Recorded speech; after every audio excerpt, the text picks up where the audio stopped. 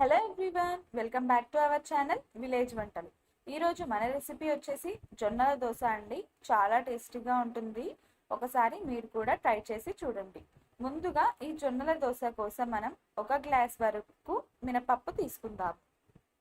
మీరు ఎక్కువ క్వాంటిటీ అంటే ఎక్కువ క్వాంటిటీ కూడా చేసుకోవచ్చండి. నేను ఈ గ్లాస్తో 1 గ్లాస్ మినపప్పు తీసుకున్నాను. అలాగే 2 కప్పుల వరకు జొన్నలు తీసుకోవాలి. 1 కప్పు మినపప్పుకి 2 కప్పుల వరకు జొన్నలు, అలాగే 2 టేబుల్ స్పూన్స్ వరకు కూడా బియ్యం తీసుకుంటున్నాను. సేమ్ గ్లాస్తో అండి. మనం ఏదైతే గ్లాస్ మినపప్పు తీసుకున్నామో అదే గ్లాస్తో అన్నీ కూడా మనం మెజర్ చేసేసుకోవాలి.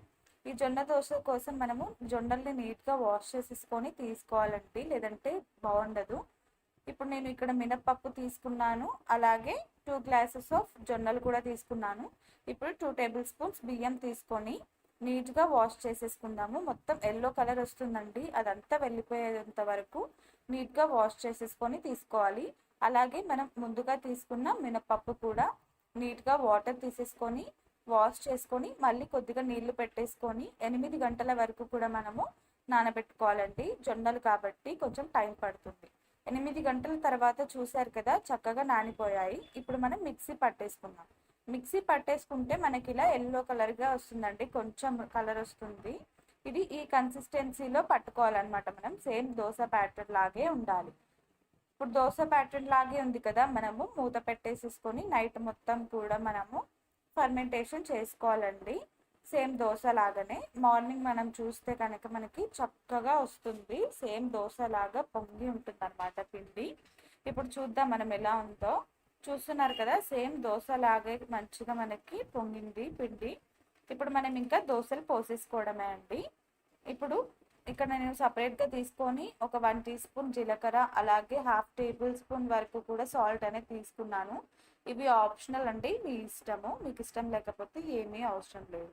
సో ఇప్పుడు ఇలా మనం జీలకర్ర ఇంకా సాల్ట్ తీసుకున్న తర్వాత మనం ఇలా కలిపేసుకుందాము. చక్కగా అంతా కూడా కలిసేలాగా కలుపుకుందాము.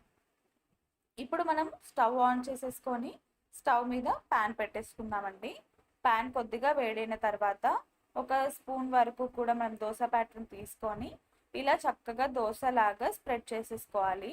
మీరు జొన్నల దోశ కదా, ఎలా ఉంటుందో పిల్లలు తినరేమో అని టెన్షన్ పడాల్సిన అవసరం ఏం లేదండి. చాలా టేస్టీగా ఉంటుంది. ఒకసారి తప్పకుండా ట్రై చేసి చూడండి. ఇలా మనం దోశలాగా మొత్తం కూడా స్ప్రెడ్ చేసుకున్న తర్వాత కొద్దిగా కాగిన తర్వాత మనము ఇక్కడ నేను 1 టేబుల్ స్పూన్ వరకు కూడా ఆయిల్ అనేది తీసుకుంటున్నానండి, కొంచెం క్రిస్పీనెస్ కోసం. ఇది కూడా ఆప్షనల్, మీ ఇష్టం అండి. మీకు ఇష్టం లేకపోతే ఏమీ అవసరం లేదు. ఇప్పుడు ఇలా మనం చక్కగా కాగనివ్వాలి దోశని. మీరు మా ఛానల్ని ఫస్ట్ టైం చూస్తున్నట్లయితే మా ఛానల్ని సబ్స్క్రైబ్ చేసుకోండి, లైక్ చేయండి, షేర్ చేయండి. ఇప్పుడు ఇలా దోశ 1 సైడ్ తిప్పేసుకుందామండి, మరో సైడ్ తిప్పేసుకుందాము. ఇలా చూసారు కదా, రెడ్గా రావాలన్నమాట. అప్పుడే మనకి దోశ చాలా క్రిస్పీగా వస్తుంది. జొన్నల దోశ కాబట్టి నేను నెక్స్ట్ సైడ్ కూడా టర్న్ చేసుకుంటున్నాను. మీకు అవసరం లేదనుకుంటే ఏం పర్లేదండి. ఇప్పుడు ఇంకా మన దోశ రెడీ అయిపోయింది, తీసేసుకొని సర్వ్ చేసేసుకోవడమే. Please do subscribe our channel. Thank you for watching our video.